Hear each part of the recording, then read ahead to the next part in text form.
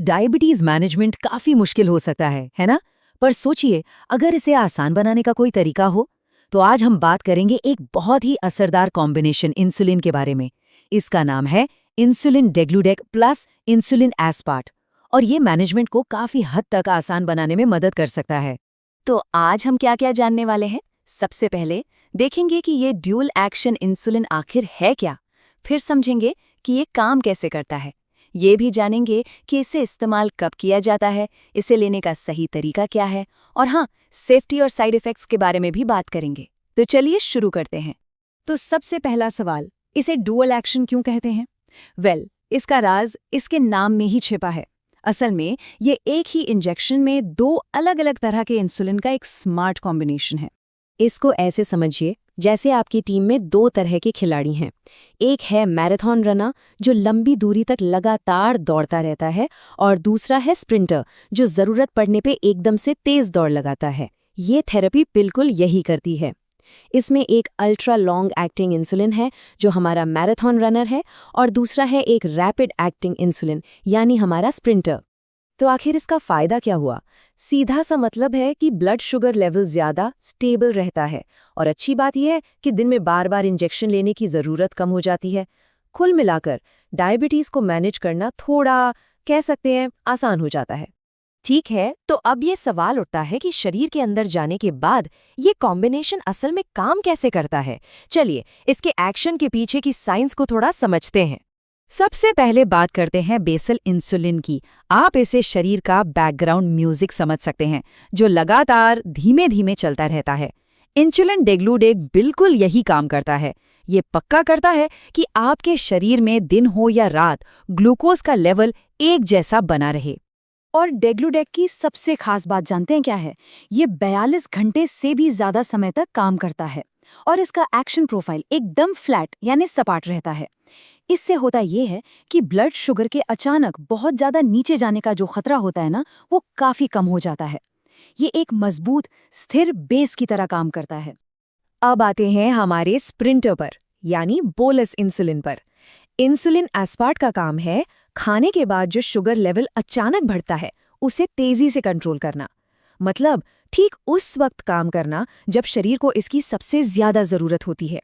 और इसकी स्पीड देखिए, ये सिर्फ 10 से 20 मिनट में अपना काम शुरू कर देता है।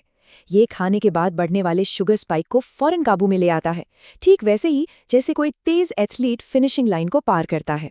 तो अब ये समझना भी जरूरी है कि डॉक्टर्स आखिर किन मरीजों के लिए इस कॉम्बिनेशन थेरेपी को चुनते हैं। चलिए देखते हैं कि इसके इस्तेमाल के सिनेरियो क्या हैं।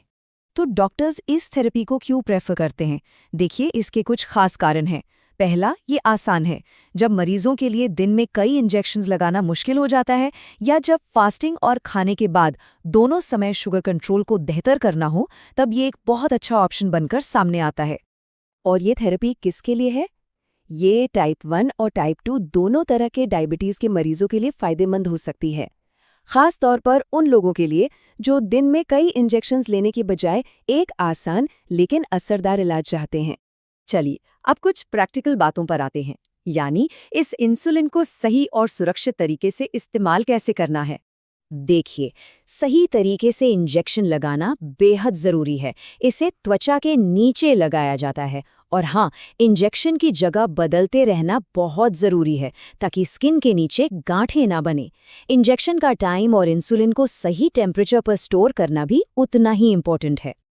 यहाँ एक एक्सपर्ट टिप है जो काफ़ी काम की है।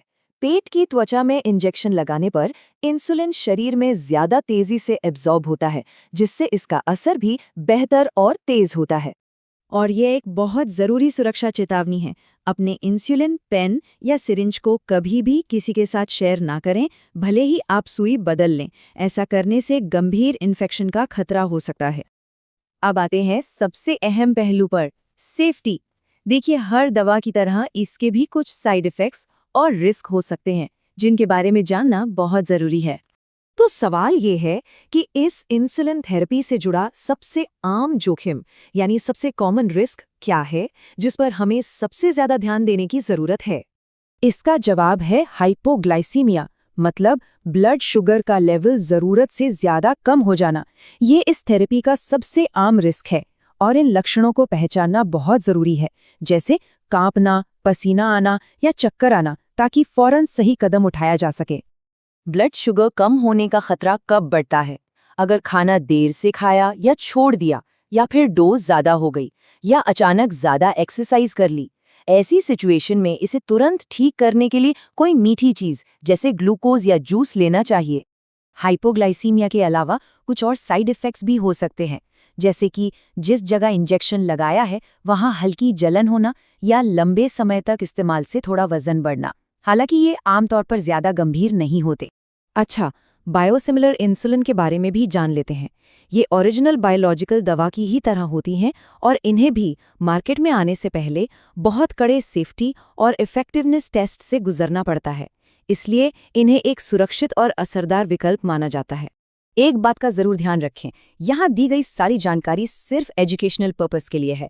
अपनी डायबिटीज थेरेपी में किसी भी तरह का बदलाव करने से पहले हमेशा अपने डॉक्टर से ही सलाह लें। और आखिर में एक सवाल जो हमें सोचने पर मजबूर करता है, क्या इस तरह का एक ही इंजेक्शन जो दो अलग अलग एक्शन को इतनी स्मार्टली कंबाइन करता है, सिर्फ डायबिटीज ही नहीं बल्कि भविष्य में दूसरी लंबी बीमारियों के मैनेजमेंट का तरीका भी बदल सकता है? ये इनोवेशन वाकई एक नई राह दिखाता है।